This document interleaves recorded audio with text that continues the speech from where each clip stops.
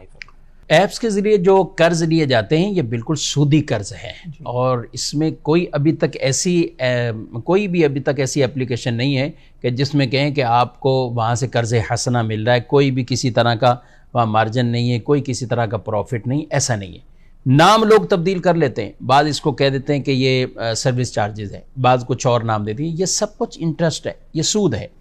اور ایپ کے ذریعے ہو یا ویسے سودی قرض لین دین یہ ناجائز و حرام اور جہنم میں لے جانے والا کام ہے، اور نبی کریم صلی اللہ علیہ وآلہ وسلم نے اس کی جتنی مذمتیں فرمائی، خود قرآن مجید فرقان حمید میں بیان فرما دیا، یا ایھا الذین آمنوا لا تاکلوا الربا اضعافا مضاعفا، اے ایمان والو تم دگنا چگنا کر کے سود نہ کھاؤ، یا ایھا الذین آمنوا اتقوا اللہ وذروا ما بقی من الربا، اے ایمان والو اللہ سے ڈرو اور وہ سود چھوڑ دو جو باقی ہے۔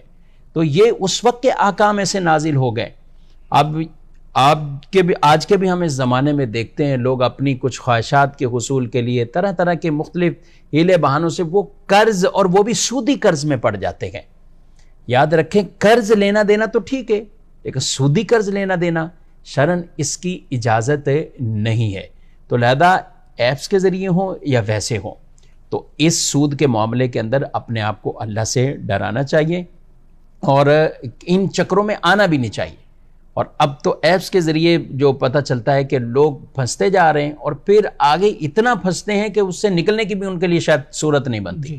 جتنے ایام زیادہ، جتنے دن زیادہ، وہ سود اور بڑھتا جائے گا، سود اور بڑھتا جائے گا۔ تو یہ اپنے آپ کو ایک دلدل میں پھنسانے والی بات ہے۔ اللہ پاک اور نبی پاک صلی اللہ علیہ وسلم نے جن چیزوں سے ہمیں منع کیا ہے، ہمیں ضرور ان سے رکنا چاہیے۔ رسول اللہ صلی اللہ علیہ وسلم نے ان لوگوں پر لعنت فرمائی ہے کہ جو آکل الربا و موکلہ، جو سود کھانے والے اور سود کھلانے والے ہیں۔ آپ صلی اللہ علیہ وآلہ وسلم نے اسے فرمایا ایک درہم سود کا یہ 33 بار بدکاری سے بدتر ہے۔ یہ اتنی ان کی وعیدوں کو بیان کیا گیا ہے۔ تو ناظرین کرام، ان چیزوں سے اپنے آپ کو ڈرانا چاہیے، اور قطعاً اس طرح کے معاملات میں، سودی معاملات میں وہ اپنے آپ کو داخل ہی نہیں کرنا۔ اپنی خواہشات کو کچھ کم کر دیں، اپنے معاملات کو کچھ کم کر دیں، لیکن سود کی طرف ہمیں نہیں پڑنا۔ کریڈٹ کارڈ کے بھی ذریعے لوگ یہی کام کرتے ہیں، یعنی ابتداً وہ کہتے ہیں ہم تو اس کا پورا بھرتے رہیں گے، ہم نے اس کے اوپر کچھ ایسا کرنا ہی نہیں ہے کہ پیسے بڑھ جائیں، لیکن پھر جب کارڈ ہاتھ میں آیا اور ادھر خواہشات کا انبار لگا ہوا، لسٹیں تیار ہیں، گھر والوں کے بھی ایسی فرمائشیں ہیں کہ یہ کرنا ہے وہ کرنا ہے، تو پھر وہ بھی ایک سود کے دلدل میں پڑتے جاتے ہیں۔ تو اس لیے ہر اس کام سے اپنے آپ کو بچانا ہے، چاہے تھوڑا سود دینا پڑے یا زیادہ سود دینا پڑے، سود ہے، اور یہ حرام ہے، جہنم میں لے جانے والا کام ہے۔